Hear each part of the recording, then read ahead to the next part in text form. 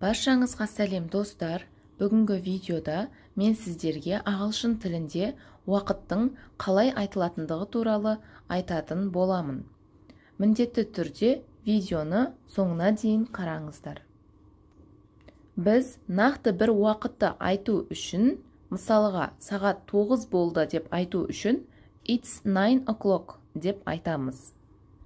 Келесі 9-дан 5 кетті, 9-дан 10 кетті, 9-дан 15 кетті деп мысал ретінде солай айту үшін біз past көмекші сөзін қолданамыз. Past көмекші сөзі 0 минут пен 30 минут аралығында қолданылады. Жақсы түсіну үшін келесі мысалдарға назар аударайық. Мысалы, сағат 9-дан 5 кетті деп айту үшін It's 5 past 9.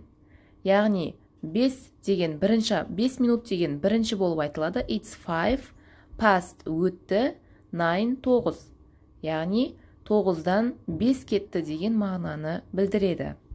Дәл осы сияқты 9-дан 10 кетті деп айту үшін It's 10 past 9. 9-дан 10 кетті деп аударылады. Келесі 9-дан 15 кетті деп айту үшін біз It's quarter past 9 деп айтамыз. Quarter дегеніміз негізінен 4-тен 1 деген мағынаны білдіреді.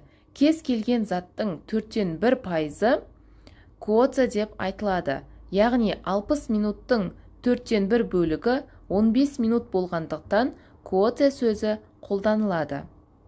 Келесі 9-дан 20 кетті деп айту үшін It's 20 past 9 деп айтамыз. 9-дан 25 минут кетті деп айту үшін It's 25 past 9 деп айтамыз. Ал 9-дан 30 кетті деп айту үшін It's half past 9 деп айтамыз. Яғни бұл жерде half деген сөз жарты деген мағынаны білдіреді. Яғни 60 минуттың жартысы 30 минут болғандықтан біз half көмекші сөзін қолданамыз. Ал енді мына ережеге назар аударайық. Біз 9-дан 35 кетті деп айту үшін It's 35 past 9 деп айта алмаймыз. Бұл қателік болып табылады. Яғни жаңа баста айтып өткендей, past сөзі тек қана 0 минут пен 30 минут аралығында қолданылады.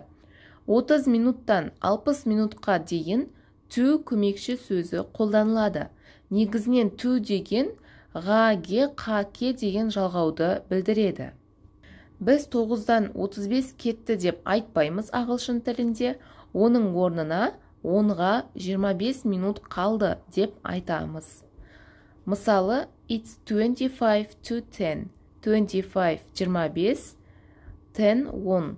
To деген көмекші сөз ға-ге, қа-ке деген мағынаны білдіреді, сондықтан 10-ға 25 минут қалды деп аударылады. Келесі 10-ға 20 минут қалды деп айту үшін It's 20 to 10.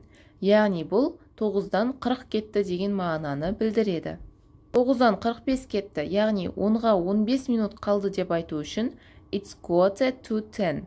Яғни 15 минут деген ол 60 минуттың 4-тен 1 бөлігі болғандықтан quarter сөзі қолданылады. 10-ға 10 минут қалды деп айту үшін It's 10 to 10 деп айтамыз. 9-дан 55 кетті, яғни 10-ға 5 минут қалды деп айту үшін It's 5 to 10 деп айтамыз. Сағат 10 болды деп айту үшін It's 10 o'clock деп айтамыз. Міне достар, бүгінгі видео сабақ аяқталды. Сіздерге бұл видео түсінікті болды деп ойлаймын. Видео ұнаса, лайк басып, каналға тіркелуді ұмытпаңыз.